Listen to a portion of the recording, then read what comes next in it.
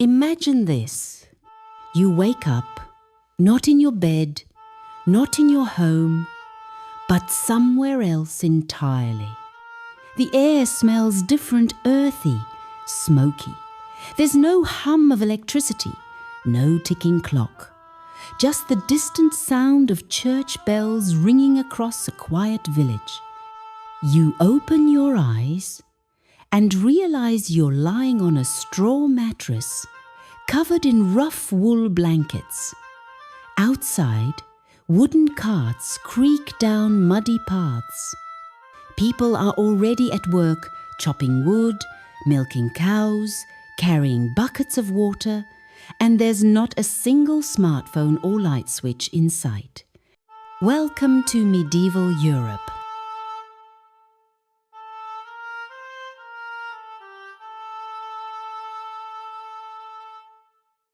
The year is somewhere between the 10th and 15th century. The world is ruled by kings, lords, and the church. Society is built on a strict hierarchy, from the lowly peasant to the powerful monarch.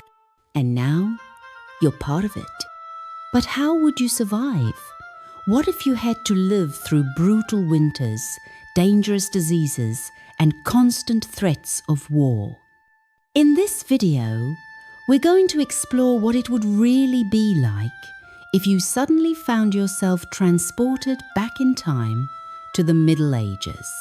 Now, who are you in this world? Are you a lowly peasant, working long hours under the hot sun for scraps of bread? Or maybe you're born into nobility, living in a grand castle, managing land, and making political decisions. Perhaps you wake up as a young squire training to become a knight. Or maybe you find yourself dressed in robes, serving the church as a monk or priest.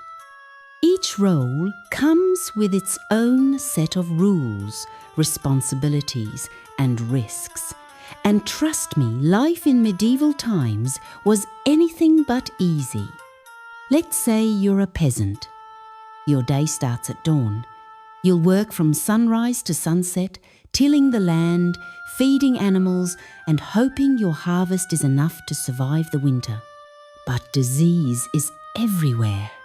Without modern medicine, even a small cut could kill you, and if the plague comes to your village, there's little you can do but pray. Or imagine waking up as a knight. You've trained for years, mastering swords and horses. You wear heavy armor and ride into battle for your lord, risking your life for honor and land. But even knights weren't safe. A single arrow or sword strike could end everything, and many didn't live past 30. As a noble, you might live in luxury compared to others. You eat meat every day, sleep in a warm bed, and command armies. But power brings danger. One wrong move, and you could lose everything, or worse, be executed for treason. And if you woke up as a member of the clergy, your life would be devoted to God. You'd study, teach, and help the poor, all while navigating the powerful influence of the church. So, what if you woke up in medieval times? Would you thrive or struggle? In the next few minutes, we'll dive deeper into each of these lives and uncover what daily life was really like in the Middle Ages. Stay with us and don't forget to relax. This is Boring History for Sleep.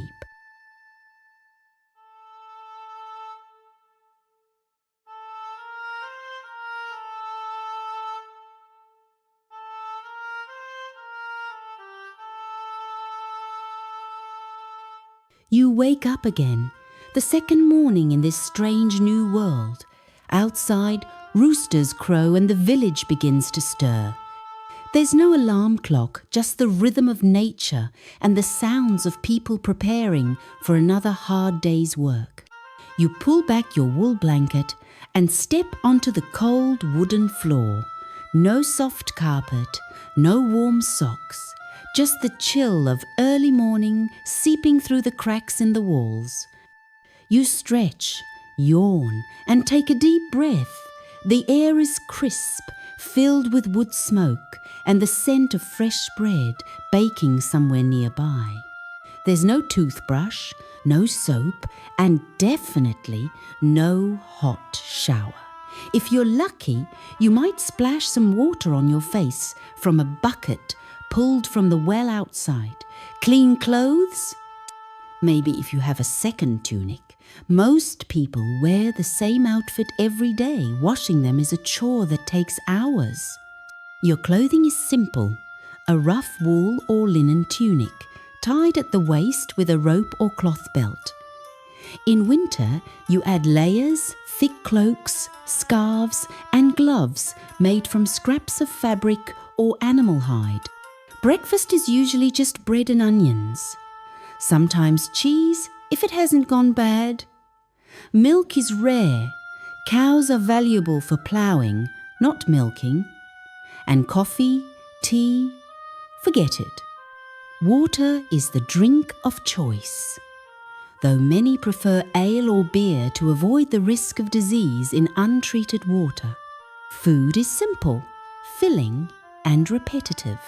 Meat is mostly reserved for special occasions or the wealthy. Spices like pepper and cinnamon are expensive luxuries. Most meals are seasoned with salt, garlic, or onions. As a peasant, your job depends on the season. In spring and summer, you'll be in the fields, planting seeds, pulling weeds, or harvesting crops. In winter, you fix tools, chop wood, or help build structures. Most people live in small villages, under the control of a local lord. You owe him labour, often several days a week, in exchange for the right to farm a small plot of land for yourself. Tools are simple wooden ploughs pulled by oxen, iron sickles, hand mills for grinding grain. Everything is done manually. There's no electricity, no machines, no refrigeration. If something breaks, you fix it. If it's lost, you make another one. Life runs on sweat, skill, and survival. Bathing is rare. Not because people didn't care about cleanliness, they did, but because it was dangerous. Cold water could make you sick. Public baths were sometimes available in cities, but they were breeding grounds for disease. People used herbs, vinegar, or rose water to mask smells. Teeth were blackened with decay. Sugar is a luxury only nobles can afford, but bread and honey wear down enamel all the same. Washing your hands before eating? That's not really a thing yet. Soap is made from animal fat and ash useful, but not widely used except among the wealthy. At midday, you stop for a short break. Another piece of bread, maybe some dried fish or stew. Food is plain, filling, and repetitive. Meat is mostly reserved for the rich. Spices are expensive. Pepper and cinnamon come from faraway lands and cost more than gold. Most meals are seasoned with salt, garlic, or onions. If you're lucky, you might find wild berries or mushrooms in the forest. But beware, many plants are poisonous, and there's no internet to double check. As the sun sets, the village grows quiet. There's no electric light, just candles and oil lamps. Fire is precious and dangerous. Many homes have open hearths where food is cooked and warmth comes from burning wood. Dinner is much like breakfast: bread, soup, maybe a few vegetables grown in the garden. You eat quickly and go to bed early. There's little to do after dark, and sleep is your best escape from hunger, pain, or worry. Outside, the wind howls gently through the trees. Inside, embers glow softly in the fire pit. You lie down on your straw mattress, pull the wool blanket over your shoulders, and close your eyes. Tomorrow will be another long day. So imagine living like this every single day. No modern comforts, no quick fixes, just hard work, simple food, and long hours under the sun. In the next chapter, we'll explore who you'd be in this world, whether you're born into nobility, forced into serfdom, or trained to become a knight. But for now, let's take a moment to breathe in the smoke, feel the cold stone floor beneath your feet, and remember, this is life in the Middle Ages. Stay with us. This is Boring History for Sleep. So far, we've explored what daily life would be like if you woke up in medieval times, from waking up cold to working long hours, eating simple food, and going to bed early. But who are you in this world? Because in the Middle Ages, your life wasn't just about personal choices. It was shaped by birth, status, and the rigid social structure that ruled everything. In this chapter, let's dive into the four main groups of medieval society: the peasants, the nobles, the knights, and the clergy, and discover how each lived, worked, and survived. Most people in medieval Europe were peasants, also known as serfs or villeins. You didn't own land, you didn't have much freedom, but you did have work, lots of it. As a peasant, you owed labor to your local lord. This meant working on his land several days a week, plus paying taxes in the form of food, money, or goods. In return, he offered protection, at least in theory. Your home was a small wooden hut with a thatched roof. No glass windows, just wooden shutters or cloth coverings. Your family slept together on straw mattresses, often alongside animals to keep warm in winter. You worked sunrise to sunset, planting crops, harvesting, herding animals, fixing tools.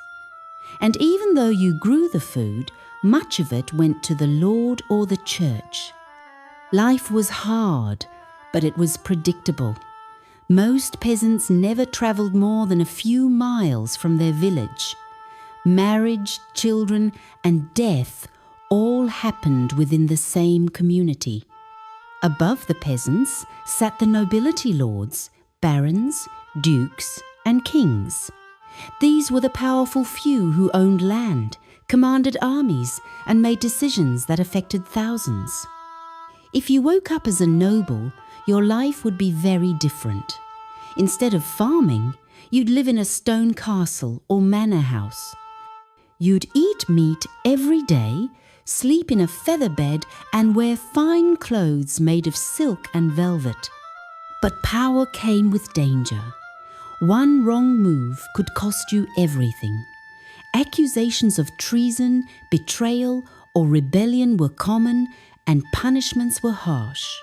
Nobles often married for political reasons, not love. Their lives were luxurious, but rarely free. Nobles also had responsibilities. They provided land and protection to peasants, managed estates, collected taxes, and fought in wars when called upon by the king. If you woke up as a young boy born into nobility, there was a chance you'd be trained to become a knight, the elite warriors of the medieval world. Training started young, around age 7. Boys were sent away to another noble household to serve as pages. There they learned manners, horsemanship, swordplay, and the code of chivalry. At 14, they became squires' personal attendants to a knight. They cleaned armour, sharpened swords, and practiced combat daily. If they proved themselves brave and loyal, they could be dubbed a knight, usually around age 21. Knights wore heavy armour weighing over 50 pounds. They rode horses into battle, jousted in tournaments, and pledged loyalty to their lord through oaths of fealty. But knighthood wasn't easy. Battles were deadly. Many knights died before reaching 30, and while some gained land and titles, others spent their lives serving without reward.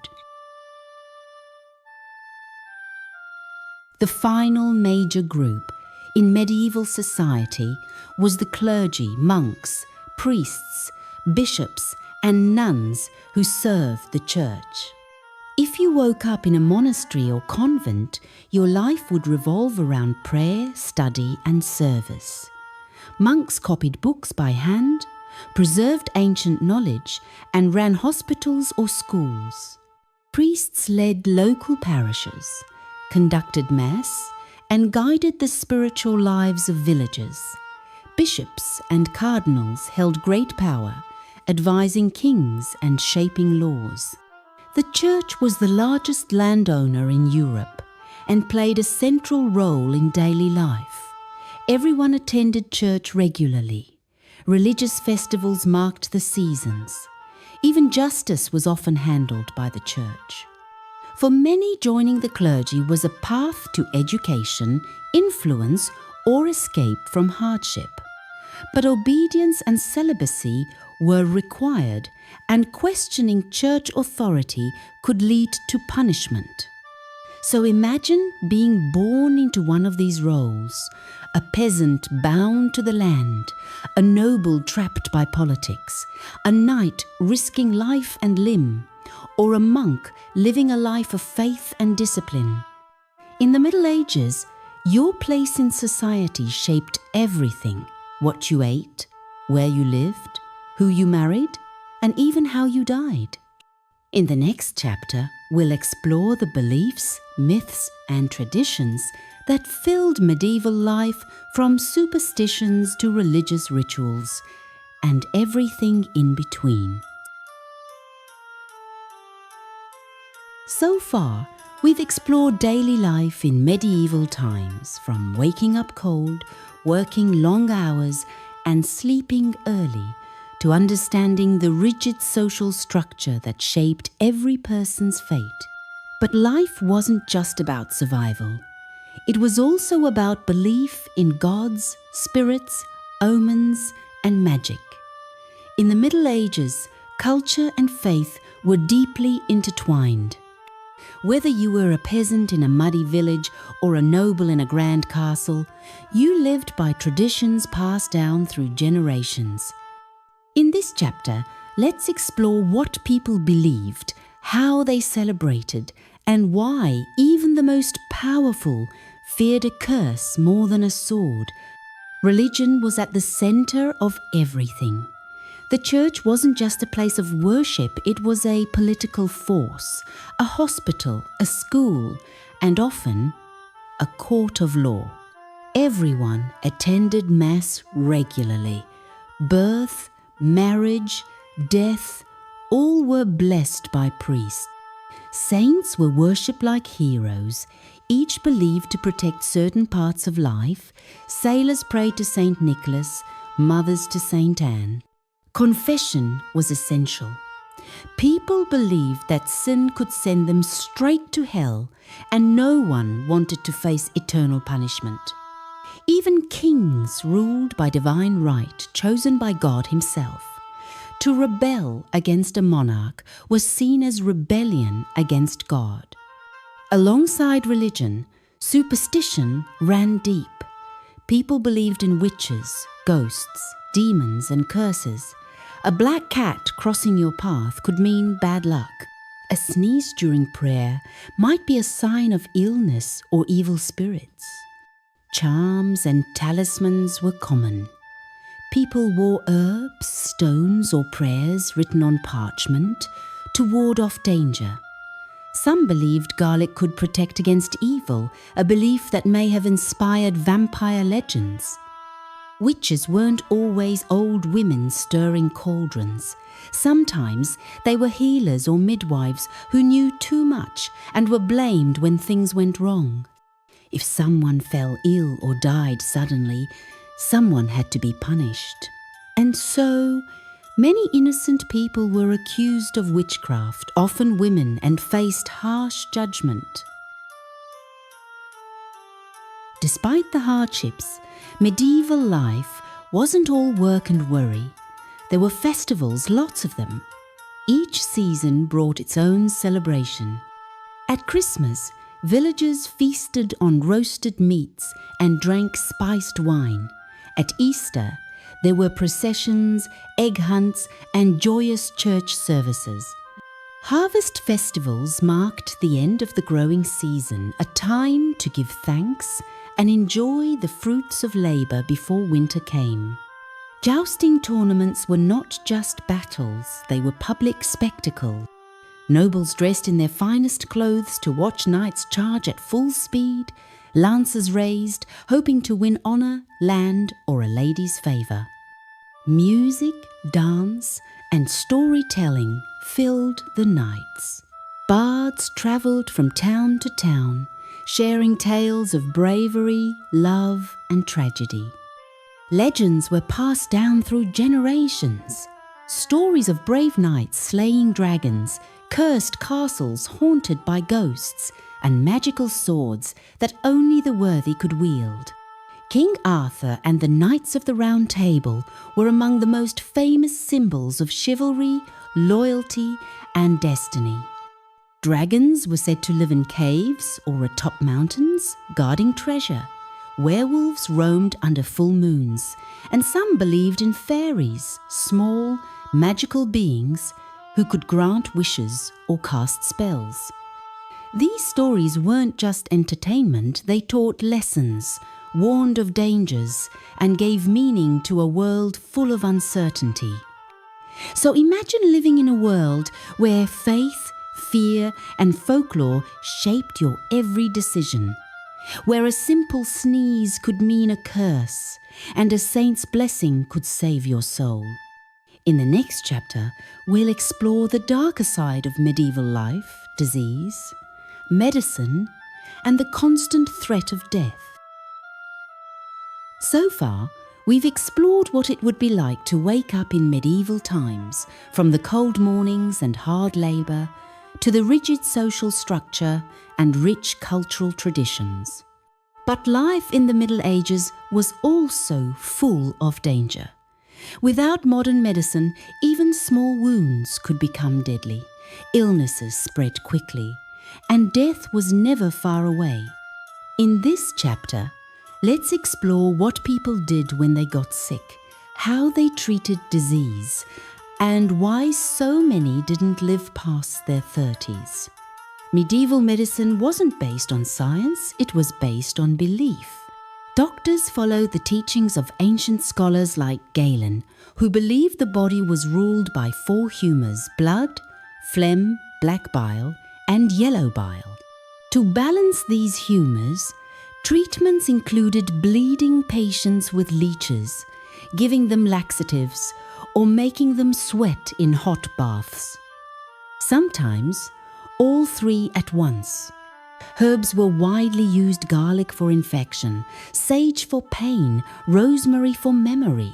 Monks in monasteries grew healing gardens and wrote medical manuscripts, preserving knowledge through the centuries. But not all treatments were helpful. Some doctors prescribed powdered dragon bones for fever, which were just crushed animal teeth. Others told patients to drink warm wine mixed with powdered pearls. Disease was everywhere. Poor sanitation, crowded cities, and lack of clean water made illness spread like wildfire. One of the deadliest was the Black Death bubonic plague. It arrived in Europe in the 1340s and killed over 1/3 of the population. Victims developed swollen, painful lymph nodes called buboes, then died within days. Other common illnesses included dysentery, bloody diarrhea, tuberculosis, a slow killer of lungs, and leprosy, which caused disfiguring sores. Lepers were often cast out from society, forced to live in isolated colonies. Smallpox, measles, and influenza also ravaged villages. Children were especially vulnerable. Many didn't survive past age 5. And there was no cure, no antibiotics, no vaccines, just prayers, charms, and hope. For women, childbirth was one of the greatest risks of all. There were no hospitals, no anesthesia, and no understanding of infection. Most births happened at home, attended by midwives who used herbal remedies and prayers. If complications arose like breech birth or heavy bleeding, there was little that could be done. Infant mortality was high. 1 in every 3 children died before their first birthday. Many mothers died too from infections, hemorrhage, or exhaustion. Still, families kept having children, hoping at least 1 son and 1 daughter would survive to carry on the family name. Death was part of daily life. People saw bodies lying in homes, carried through streets, buried in mass graves. The church played a central role in death rituals. Priests gave last rites to the dying. Bells rang for the dead. Prayers were said to ease the soul's journey to heaven. Graves were shallow, sometimes reused. In cities, bodies were stacked like firewood in charnel houses. People feared purgatory, a place where souls suffered until sins were forgiven. So families paid priests to say masses for the dead, hoping to shorten their time in torment. And some believed the dead could return as ghosts, omens, or curses. So imagine living in a world where a cut could kill, a sneeze could mean plague, and childbirth was a gamble with death. Despite the dangers, people found ways to heal, to pray, and to survive. They passed down remedies, honored the dead, and hoped for a better life after death. In the next chapter, we'll explore war, justice, and the brutal realities of violence in the Middle Ages.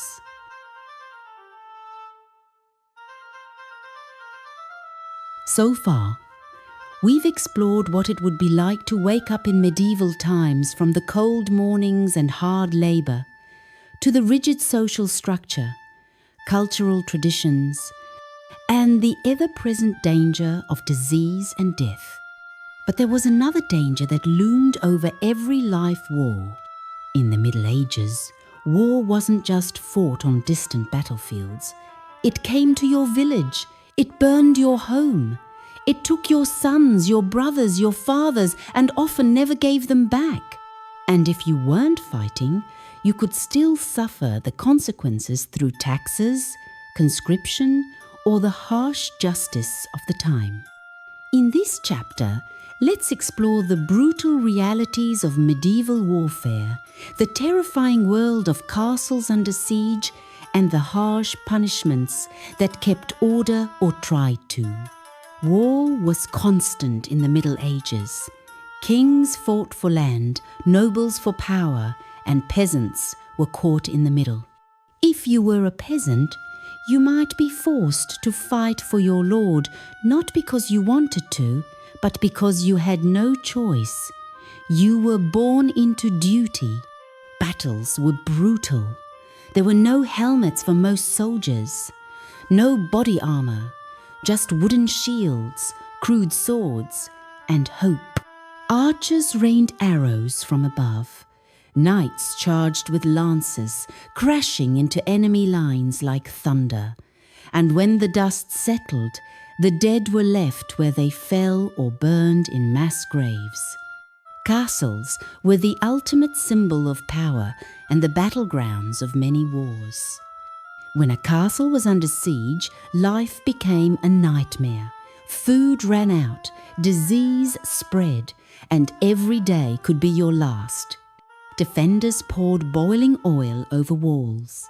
They dropped rocks, launched flaming arrows, and prayed for help to arrive. Attackers dug tunnels under walls, filled them with firewood, and collapsed entire towers. Some even used catapults to hurl diseased bodies over the walls, one of the first forms of biological warfare. If the castle fell, no one was spared. Men were killed, women and children were sold into slavery, and the castle was burned to the ground.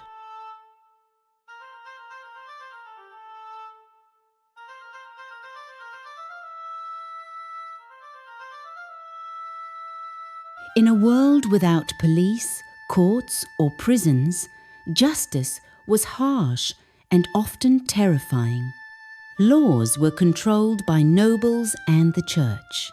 If you were accused of a crime, theft, witchcraft, treason, you had no lawyers, no trial by jury, just a test of pain and faith.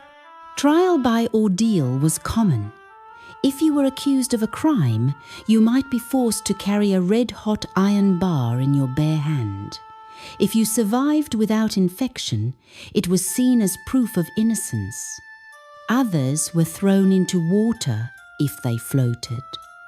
They were guilty of witchcraft. If they sank, they drowned. Justice wasn't about truth, it was about faith, fear, and survival. Punishments were cruel. Public executions were common, meant to scare people into obedience.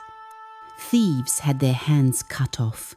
Traitors were hanged, drawn, and quartered, a slow, painful death meant to serve as a warning. Even children could be punished. A boy as young as 7 could be sentenced for stealing bread. Prisons were rare. Most punishment was meant to be swift and terrifying. For some, war was a way of life. Soldiers trained from childhood, lived by the sword, and died by it. Mercenaries fought for gold, knights fought for honor, land, or a lady's love, and peasants were just trying to survive.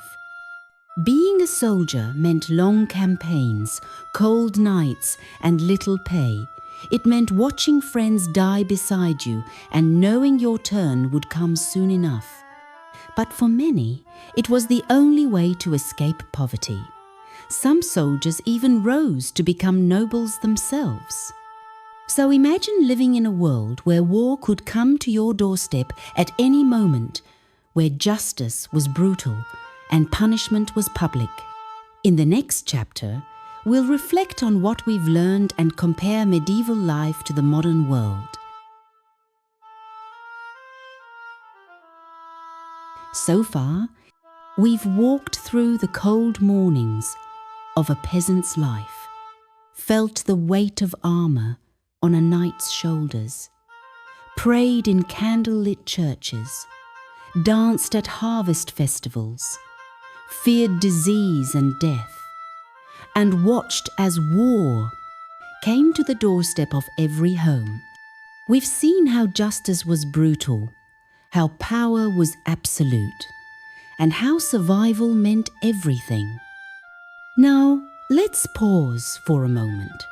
Let's look back not just at history, but at ourselves, because understanding the past helps us understand who we are today. Medieval life was hard. There were no vaccines, no antibiotics, no clean water systems. Disease could wipe out entire villages.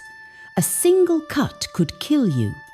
There were no police, no lawyers, no fair trials. Justice was often cruel, based more on faith than fact. Social class was fixed from birth. You were born a peasant, and you died a peasant. Nobles ruled, knights fought. The church guided and sometimes controlled everything. But so much has changed.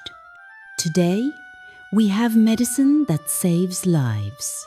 We have laws that protect people. We have education, technology, and rights that many in the Middle Ages could only dream of. We can travel across the world in a day. We can speak to anyone with the press of a button. We live longer, healthier lives, all thanks to science, progress, and the slow march of human development. And yet, some things haven't changed at all. People still fight wars, families still suffer loss, power still corrupts, and fear still drives decisions, just like it did in the Middle Ages. Superstition may be gone from our hospitals, but it still lives in our myths, our fears, and even our politics. The need for community, love, faith, and hope, those things never went away. They helped people survive then, and they keep us going now. Even the way we tell stories through bards, scrolls, and songs is echoed in our movies, books, and podcasts today. We still gather around fires, whether literal or digital, to share tales of bravery, tragedy, and wonder. We still celebrate holidays, honor traditions, and remember the past, just like villagers lighting candles in the dark. So imagine living in a world where your fate was decided at birth, where a sneeze could mean plague, where faith and fear shaped your every choice. Imagine waking up every morning knowing that one mistake, a wound, a word spoken out of turn, a false accusation could cost you everything. Now imagine waking up again this time, in your own bed, in your own time. You have clean water, food on the table, lights that turn on with a switch, medicine in your cabinet, and a future full of possibilities. That's what makes history so powerful. It reminds us how far we've come and how much further we can go. History isn't just about the past. It's about learning who we are by understanding where we came from.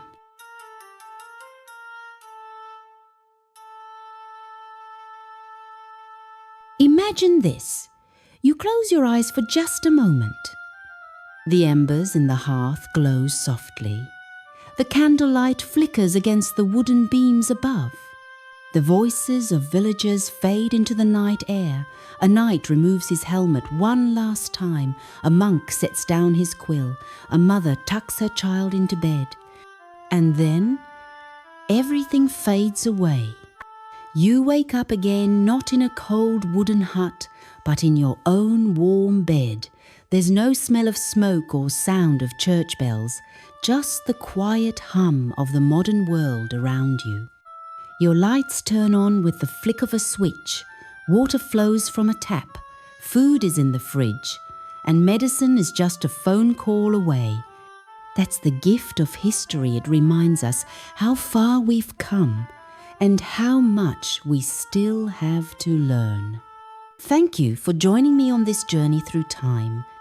Whether you imagined yourself as a peasant, noble, knight, or clergyman, I hope you gained a deeper appreciation for the challenges and triumphs of life centuries ago. If you enjoyed this video, please subscribe and leave a comment telling me which role you choose in medieval times. What part of daily life fascinated you the most? Was it the food, the festivals, the battles, or the quiet moments by the fire? This is Boring History 1 for Sleep. Until next time, sleep well. Dream of castles, knights, and embers floating in the air. Good night.